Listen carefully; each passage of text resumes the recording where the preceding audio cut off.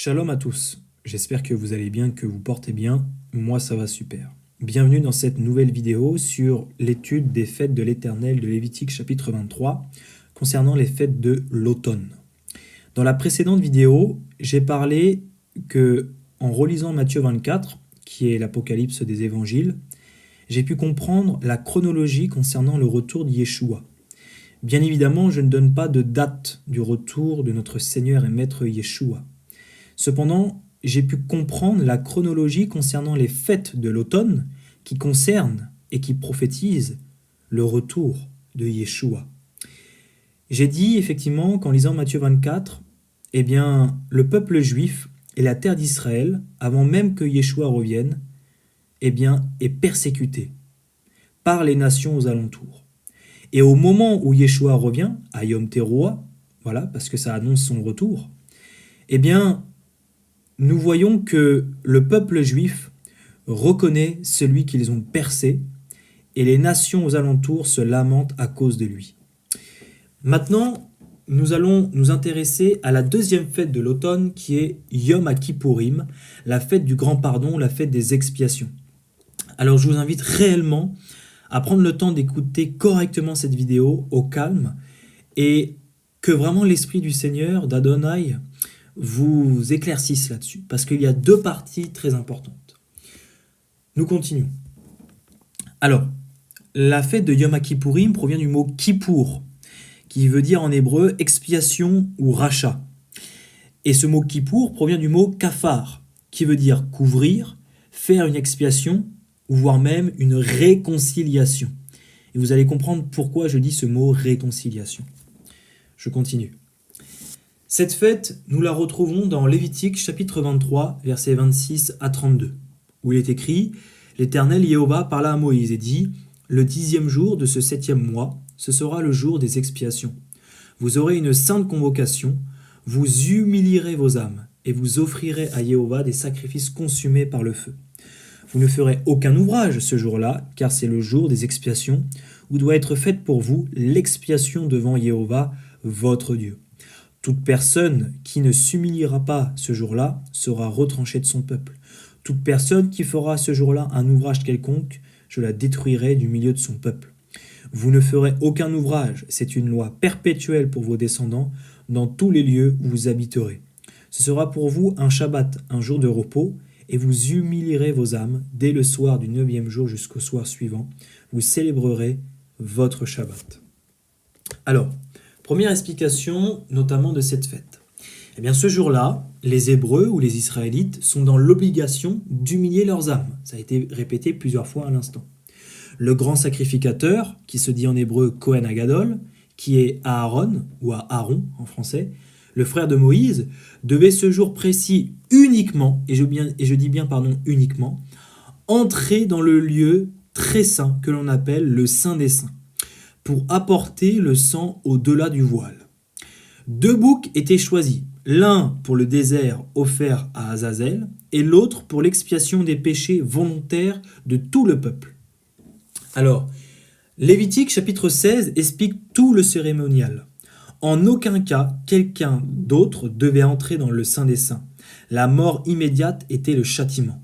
Le grand sacrificateur réclamait ainsi le pardon pour les autres sacrificateurs, les Lévites et le peuple. C'était donc un jour de grande terreur, car si le grand sacrificateur n'était pas préparé, entrant dans le lieu très saint, dans la présence même d'Élohim, de Dieu, il mourait et les péchés n'étaient pas pardonnés. Je continue. Alors, maintenant, quel est le lien avec Yeshua? Alors ça, c'est une question qu'on se pose. Tout d'abord, Yeshua, après son baptême, il va partir au désert pour se faire tenter par l'ennemi. Donc, selon Matthieu, chapitre 4, verset 1, « Puis Yeshua fut emmené par la Roar, l'Esprit, dans le désert pour être tenté par le diable ou le Satan. » Yeshua joue le rôle du deuxième bouc envoyé dans le désert pour Azazel. Donc déjà, première prophétie accomplie. Par la suite, il y a quelque chose d'assez spécial. Alors effectivement, Pessah est lié à la fête de Yom Kippourim, des expiations. Pourquoi? Yeshua sur la croix est l'agneau qui ôte le péché du monde. Il est l'agneau de Pessah. Il nous libère de l'esclavage spirituel, le péché, du pharaon spirituel, le diable, et de l'Égypte spirituelle qui est le monde. Mais en même temps, grâce à son sacrifice, il couvre nos fautes. Et quand le Père nous regarde, il ne nous voit plus impurs, mais il voit le sang de Yeshua qui nous pardonne et nous purifie. En effet, nous qui étions séparés du Père en raison du péché, sommes maintenant réconciliés avec lui par ou grâce au sacrifice de son Fils. Par la suite, il se passe quelque chose de particulier à la croix, juste après la mort de Yeshua. En effet, le voile du temple se déchire en deux. Et on peut le voir dans Matthieu chapitre 27, versets 50 à 51. Yeshua poussa de nouveau un cri et rendit l'esprit. Et voici le voile du temple se déchira en deux. Depuis le haut jusqu'en bas, la terre trembla, les rochers se fendirent. Donc grâce au sacrifice du Fils, nous avons de nouveau accès au Père. Il n'y a plus de barrière qui nous sépare. Nous sommes réconciliés. C'est ce que je vous disais tout à l'heure avec le mot kafar qui veut dire réconciliation. Yeshua devient donc le grand sacrificateur, Kohen Agadol, afin de pardonner le peuple de son péché. Alléluia. Merci Yeshua pour ton sacrifice. Amen. Je continue. Maintenant, une autre chose importante à savoir. Souvent, on me donne Hébreux, chapitre 7, verset 12, où il est écrit « Car le sacerdoce étant changé, nécessairement, il y a un changement de loi. » Et donc, on me donne ce verset pour me dire « La loi, la Torah, est abolie. » Alors, pour cela, je me suis basé sur une source internet pour voir qu'est-ce que ça voulait dire « sacerdoce ». Eh bien, sacerdoce, c'est une fonction de ceux qui ont le privilège pour offrir les sacrifices, et je le souligne bien, et prier au nom du peuple. Alors, la question à savoir, c'est est-ce que la Torah, l'enseignement, ou plutôt, sinon la loi, même si j'aime pas trop ce terme, est-elle abolie? Eh bien évidemment que non. En effet, le sacerdoce en question concerne la tribu de Lévi. Voilà. La tribu de Lévi était une des 12 tribus d'Israël. Et elle était associée au service sacerdotal et aux fonctions religieuses, dont les sacrifices. Aaron, le frère de Moïse, était le premier grand prêtre d'Israël, que l'on appelle le grand sacrificateur. Et il était aussi issu de cette tribu. Lui seul pouvait entrer, mais qu'une fois par an, dans le lieu du Saint des Saints, à Yom Kippourim, afin d'apporter le sacrifice pour pardonner le peuple de son péché. Maintenant, quel est le rapport avec Yeshua? Eh bien, Yeshua, quant à lui, il provient de la tribu de Juda. Selon les prophéties de Michée, chapitre 5, verset 2, après l'Épître aux Hébreux, chapitre 7, verset 14, et Apocalypse, chapitre 5, verset 5. Alors, grosse question, comment le sacrifice de Yeshua peut-il être accepté? Parce que si Yeshua fait quand même son sacrifice au temple, eh bien, il va pécher. Et le péché, c'est la transgression de la loi, selon 1 Jean 3, 4. Donc là, on pourrait dire, on est bloqué. Sauf que il y a une clé de compréhension là-dessus. Alors, cette clé, c'est que Yeshua est considéré comme le souverain sacrificateur selon l'ordre de Melchisédek, ou Melchisédek en français. Melchisédek est un personnage présent dans Genèse chapitre 14, verset 18, où il est écrit « Il était sacrificateur du Dieu très haut ». Alors, ce personnage, comment on peut le comprendre? Eh bien, il est apparu avant les Lévites, et donc il est supérieur à eux. Ça, c'est comme ça que je le comprends.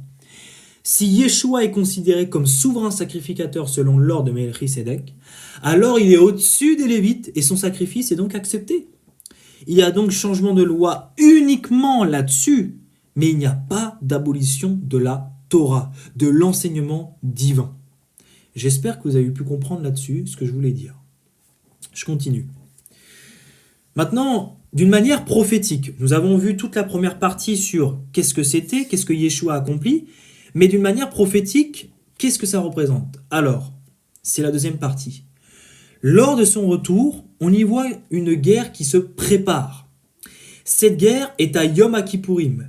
Elle oppose Yeshua et son armée, et nous ferons partie de son armée, alléluia, si on persévère, contre les nations qui s'attaqueront à Jérusalem. En effet, grâce à notre lecture de Matthieu 24, nous pouvons comprendre que la terre d'Israël sera attaquée, et de même pour le peuple juif Juda, avant que Yeshua ne revienne. Comme j'ai dit précédemment, lorsque Yeshua revient, le monde entier tremble et le peuple juif reconnaît celui qu'ils ont percé.